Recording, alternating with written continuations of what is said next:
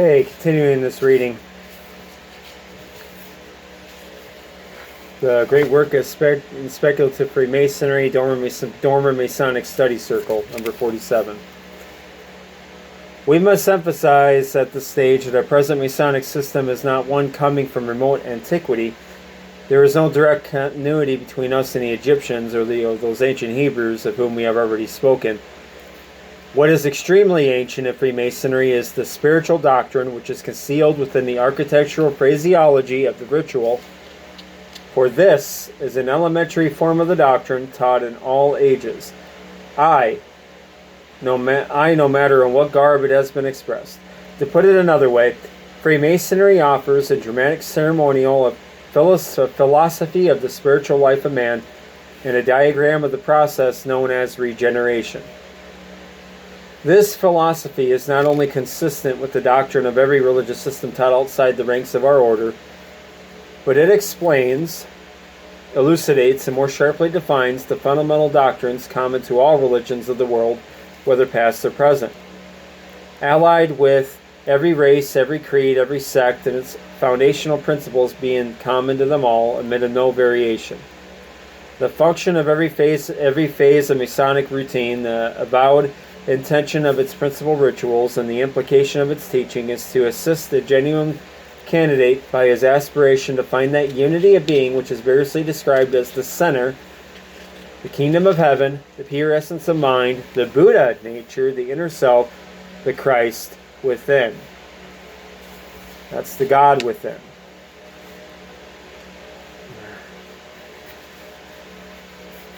Because the philosophy is it's, I should say, Promethean, Luciferian philosophy. Cooper coined it Luciferian philosophy, but whatever. In the light of the foregoing, it will be seen that Freemasonry depends for its life and strength on the ancient wisdom teaching, which is enshrined in it. A teaching designed to answer those eternal questions as to the why, the whence, and the whither of all human existence. These indeed are the deepest problems of life, and ultimately we are concerned only with their solution. For sooner or later we were forced to inquire why live at all, or why exert ourselves in any personal or social endeavor, if we know not whither it all leads. The problems of the why and whither of human life are those which have ever occupied thinking men. They are at the bottom of every philosophic system, and the systems themselves are but an attempt to answer them. Yet no words can ever fully answer these problems, for no language can express the reality of life. This can only be experienced by the living soul of man. As Emerson truly says, quote, "The soul answers never by words, but by the thing itself that is inquired after." It is in the experience of life that the answers are found, and only the man who has lived deeply is really wise. The wisdom of the sage is the sum total of his human experience, but even he cannot impart his knowledge to others. They in their turn must first experience the realities of life, for only by such means do they attain to a wider consciousness. How then is it possible that anything so profound and intimate as what Freemasonry calls the center in man can be held fast as a permanent force acting in the world of phenomena? It is possible in virtue of the special power represented by tradition. A spiritual tradition is never objective knowledge nor practice which has become mechanical, but a living continuance of the living impulse which created it. Every great initiation system, so long as its progress is guided by enlightened minds, distinguishes clearly between its ritual and oral tradition. It is on the oral tradition that the main stress is laid. Tradition alone can teach how the text of the ritual ought to be understood, which in the end is the only thing that matters.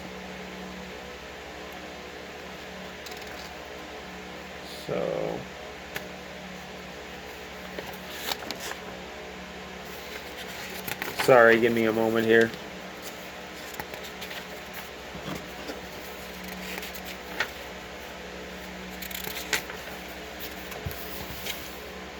Okay.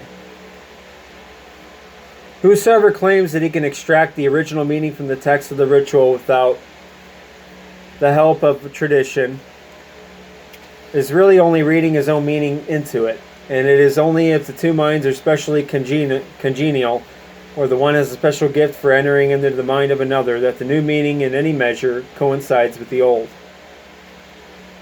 What is true of comprehension is even more generally true of being, for comprehension too is handed on as a state of being.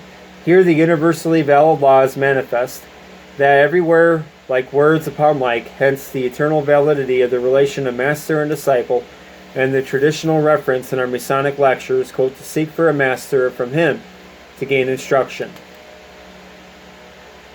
The widening of consciousness gained by direct experience is so great that, as shown in the traditional ceremony of admission into the craft, it is called an initiation, a new beginning. A new life does indeed begin for him who has been regularly initiated into the mysteries. An actual change has taken place in him, and needless to add, no words could ever accomplish as much. The candidate for initiation in the schools of the ancient mysteries did not attain merely by hearing and repeated words, but also by undergoing the process conferred upon him by already initiated masters or experts, an experience which resulted in an expansion of his consciousness. St. Clement of Alexandria testifies to this when he writes, "But the mysteries are delivered mystically. That which is spoken may be in the mouth of the speaker, not in his voice, but rather in his understanding. The writing of these memoranda of mine, I well know, is weak when compared with that spirit, full of grace, which I was privileged to hear. But it will be an image to recall the archetype of him who was struck by Thyrsis." Such an experience was of necessity always reserved for the few, but notwithstanding some shadow of it was also within reach of those who, not fully qualified to become initiates, were nonetheless genuine seekers for knowledge. For them, they were the lesser mysteries, in which the actual change in consciousness did not take place, but something of its meaning was conveyed to the candidate by its participation in a series of rites, in which the chief events of the greater mysteries was presented to him in dramatized form. We can now proceed to judge of what supreme importance the influence of the Rosy Cross was to speculative Freemasonry. The mysteries of the Rosy Cross were the greater mysteries, as we know from the testimony of those who were admitted to them, and the contact of the Rosicrucians with Freemasonry undoubtedly resulted in the gradual importation into Masonic lodges of teaching derived from more hidden and exalted sources. Many students of the craft system are unaware of the great value of literary works attributed to Rosicrucian authorship. These works call for our serious study because their contents are directly related to the body of science and doctrine concerning human nature and its perfectibility, which the concealed founders of the craft system subtly and under deep veils of phrasing planted in the soil of Masonic ritual. Everything we're seeing today, the transhumanist movement, which is stated in their agenda, that to basically become their own god. Also, all these other, it's all rooted in the teaching of these secret society Masonic rituals.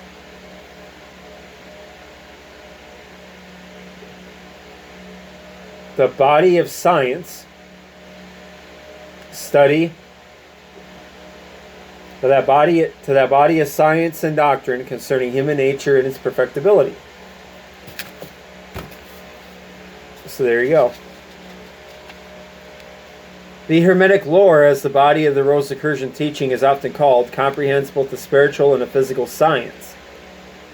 A science of the spirit and a science of nature. Both of these elements of the Rosicrucian wisdom are also to be understood by the use of the term great work. While it is true that the goal of the Hermetic philosopher included such knowledge as would enable him to transmute base metals, there was the higher or spiritual aspect in which the laboratory was man himself, the base metals his own nature, and the transmutation, that change by which, through mystic death, a rebirth took place. Rebirth into a god. turning base elements into gold within the initiate is awakening the Christ within, or the God within, and becoming God. An ascended master.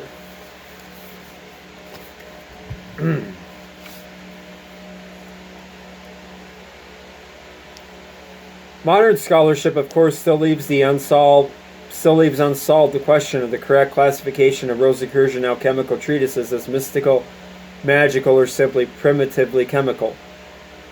The most reasonable view, however, is surely problem of the transmutation of base metals into gold is in essence the same as that of man's physical regeneration.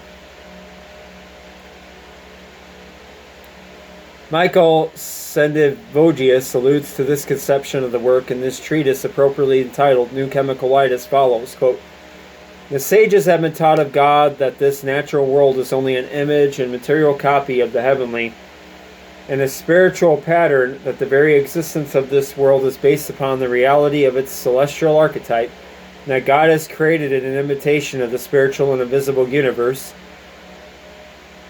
in order that men might be better enabled to comprehend his heavenly teaching, and the wonder of his absolute and ineffable power and wisdom. Thus the sage sees heaven reflected in nature as in a mirror, and he pursues this art, not for the sake of gold or silver, but for the love of the knowledge which it reveals. He jealously conceals it from the sinner and the scornful, lest the mysteries of heaven should be laid bare to the vulgar gaze."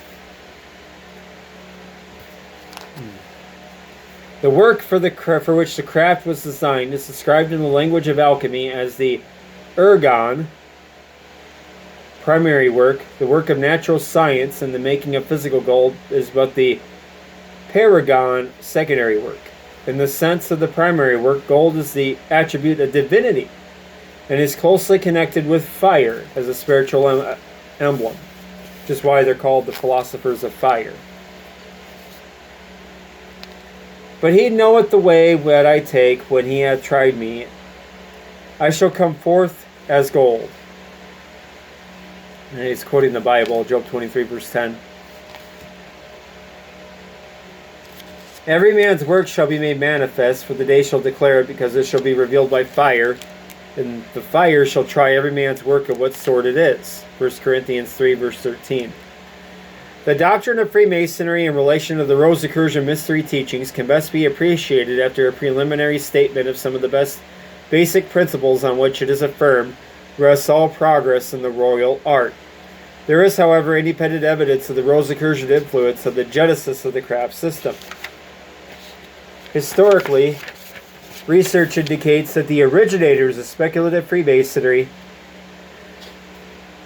the members of the so-called Invisible Society, simultaneously with launching the craft, arranged for the formation of the Royal Society, which became chartered in 1662 for the advancement of scientific knowledge. Strictly in accordance with the Hermetic wisdom, therefore, the Invisibles projected two systems. One, the craft, intended to be devoted to mystical studies and personal spiritual development. The other, the Royal Society, aiming at the promotion of natural science upon occult principles and under the guidance of qualified experts.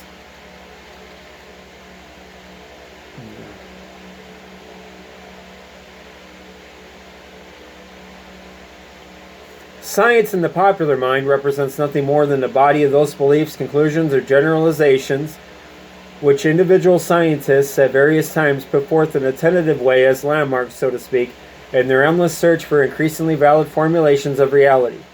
It is to these conclusions, often called facts, that we allude when we state that science teaches this or that. But strictly speaking, science does not teach anything at all. It is a method rather than a body of conclusions, and it is a scientific method in speculative Freemasonry with which we are here concerned. Let us illustrate by a few specific examples. We live in a world which the ordinary man accepts as a reality, existing quite independently of himself. To him it is supremely real, and to doubt this fact would seem to be sheer madness. Yet he cannot fathom his own relation to this world, and he cannot adequately explain how he actually perceives it. Is it by means of the senses? If so, how does the sense impression affect consciousness? When we see an object, all we can be sure of is that something outside us has affected our eyes by means of vibrations of a definite rate, that our optic nerves convey the impression to the brain cells, that a chemical change takes place there, and then we see the object. We are aware of a certain shape, various colors and textures. What mystery has taken place by means of which the chemical change in the gray matter of the brain has created in our consciousness the image of the object? And having seen, as we say, what do we, after all, really know about the object? Similarly, in the attempt to formulate a philosophical exposition of the world and life experience, almost any first statement we make can be seized upon and criticized as one-sided, therefore untrue. The world is a unity. The world is pluralistic. Time is continuous. Time is composed of irreducible atomic elements. The world comes to the individual from without. The world of the individual is the world of inner experience. Each of these premises is admitted to be true in one respect or another. But how are they true? In what sense are they true? And what general point of view can be set up in accordance with which the apparent conflicts are resolved? Is this world a dream world, daily existence? Friends, work, is it all a fantastic illusion? Yes and no. This is a paradox. The world in which we live is real and yet unreal. The mystery of its relation to us and its measure of reality can only be disclosed in the depths of our own consciousness. Plato compares ordinary men to prisoners, bound in a cave, of which they can see only the back wall. On this wall fall shadows cast by those who pass the mouth of the cave. The play of shadows is the prisoner's world, and is reality to them. But whenever one of them succeeds in freeing himself and sees the entrance, sees the light, and the real beings moving in it, then he realizes that he has lived in a world of illusion, that he has been in a state of darkness, and that his eyes have been hoodwinked. We must know ourselves in order to know the world. The man, therefore, who becomes proficient in that most interesting of all human studies, the knowledge of himself, renounces the popular world, and he gradually attains consciousness in a world described as not to be touched by hand or be seen by eye, but otherwise supremely real. Withdrawal from this world of illusion, however, involves a transition from the ordinary natural state and standard of living towards what is an regenerate state, with its correspondingly highest standard. A word now upon the faculty to be employed in the apprehension of interior truth.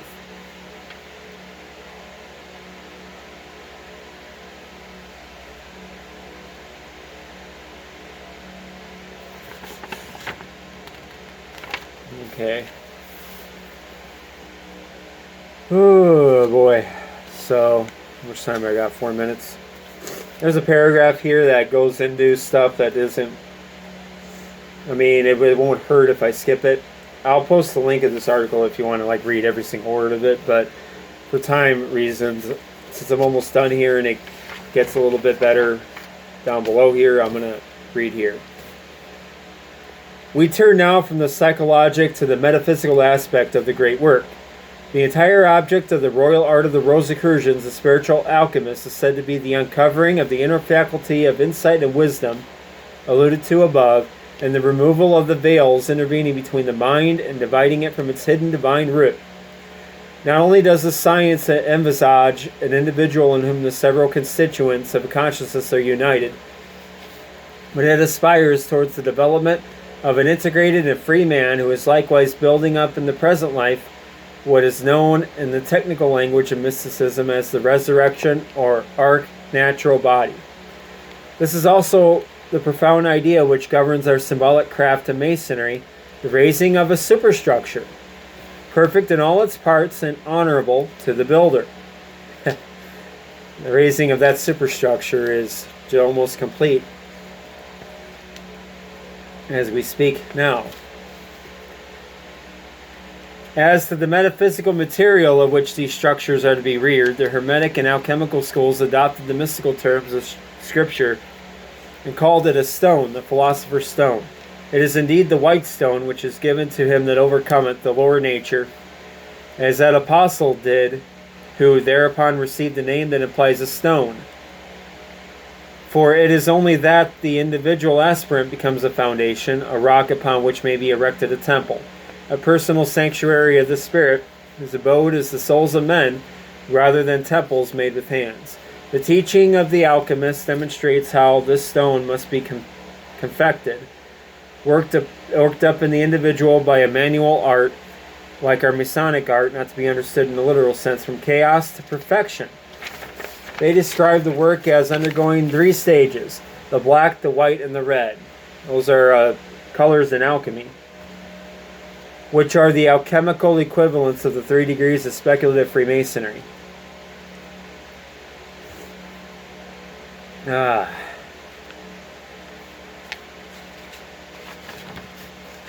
So, just have a couple minutes here. So I don't want to miss, it says I only have 22 minutes in this storage time on the phone here, but just have this. I'll just finish up that paragraph, maybe get into a couple other things, find some other things to get into, and I will catch you next video. Thanks for watching and listening.